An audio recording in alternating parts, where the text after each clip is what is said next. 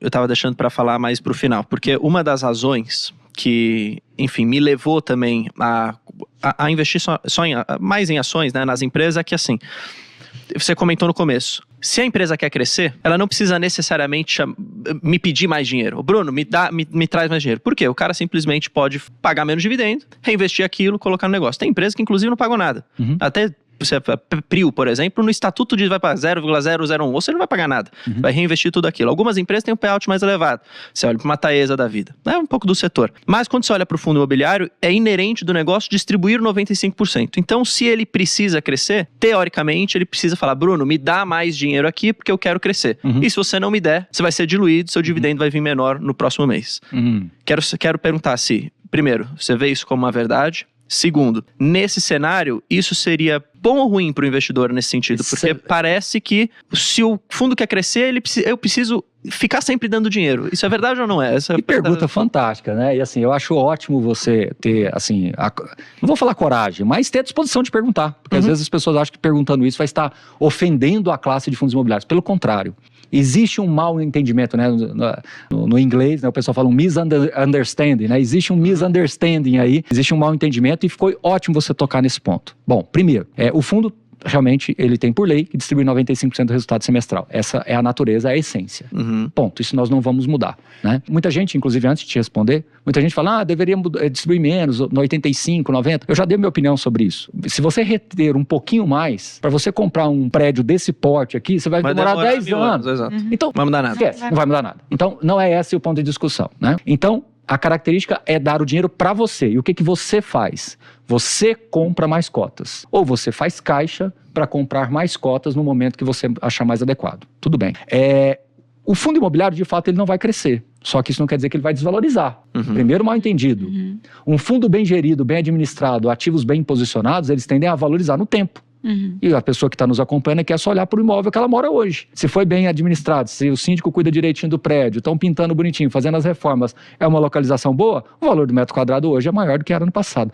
Mas em fundo imobiliário isso não acontece. Acontece sim. O problema é que existe uma névoa aí, que é o juro alto, que de 2015, 16 para cá, me permitam não ser tão preciso, bateu 14% 2 vezes. Isso impacta os ativos imobiliários. Eu acabei de dizer que a indústria nossa tem 30 anos, só que ela se reinventou de 16, 17 para cá, 2016, 17 para cá, tá?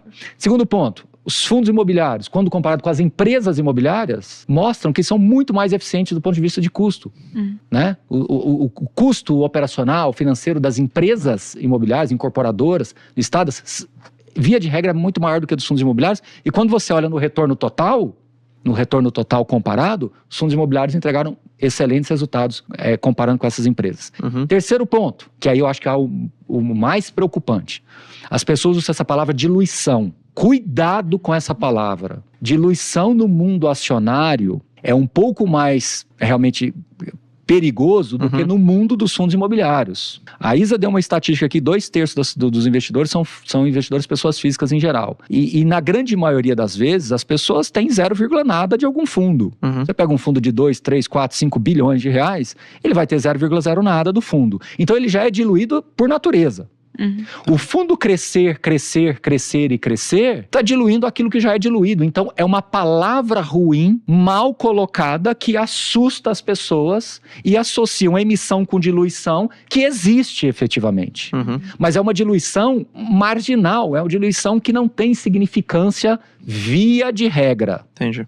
Ela pode até ser impactada. Se for podemos entrar nesse critério, mas se for uma emissão abaixo de valor patrimonial, uma emissão realmente para alocar em ativos piores, etc. Aí tudo bem, é uma emissão que está diluindo, está piorando a qualidade. Agora, você fez uma pergunta que muitas das vezes se colocam como verdade absoluta, e que não é. Que a emissão necessariamente vai diminuir o rendimento. Isso não é. Isso você está dizendo porque, na verdade, com a qualidade melhorando, o seu rendimento vai melhorar? Por que isso não aconteceria? Por hipótese, você recebe 80 centavos por cota. Tá. O fundo vai fazer uma nova emissão de cotas. Não quer dizer que isso aqui vai para 75, porque se fosse assim, ia zero o rendimento. Entendi. Daqui 10 anos eu vou estar pagando zero. Não é necessariamente assim. Um fundo, por isso que a gente tem que partir do pressuposto. Bem administrado, bem gerido. Vai bom alocar em portfólio, bons alocar em bons imóveis. Entendi. E agora tem uma coisa, Bruno. Os fundos hoje estão fazendo mais gestão ativa, coisa que não se fazia em 2012, como se faz hoje. Vender imóveis, melhorar o rendimento por cota. Boa parte dos fundos imobiliários das pessoas que estão nos vendo em casa, que investe de 2020 para cá, boa parte dos fundos estão com rendimentos por cota melhores do que estavam lá em 2019, inclusive. Isso é por conta da qualidade de tudo que tem sido feito, correto? Tudo está se combinando. Você está tendo mais gestão ativa, mais sofisticação, mais informação, mais preocupação dos gestores em entregar esse valor. Por quê? Entendi. Porque agora sim está começando a fase de uma seleção natural. Isso não acontece nas empresas? Sim, com Claro, certeza. há muito tempo. Só que a curva de maturidade das empresas, ela já passou por algumas dessas fases. Sabe a entrada do mar? Vocês já passaram por essas ondas. É verdade. Entendeu? É Então verdade. hoje você consegue selecionar algumas empresas depois de 50 anos. Você seleciona algumas empresas que conseguiram passar por essas ondas. Fundo imobiliário, tem fundos imobiliários excelentes. Por isso que eu falo que eu não gosto de dar o nome. Mas são excelentes, que tem 3, 4 anos. Verdade. É um nenê. Aí o cara quer comparar este fundo imobiliário com uma ação que existe há 50? Então, você diria que pro cotista de um fundo, por exemplo, que o fundo chama capital, para ele decidir colocar ou não o dinheiro dele, Reais por cota.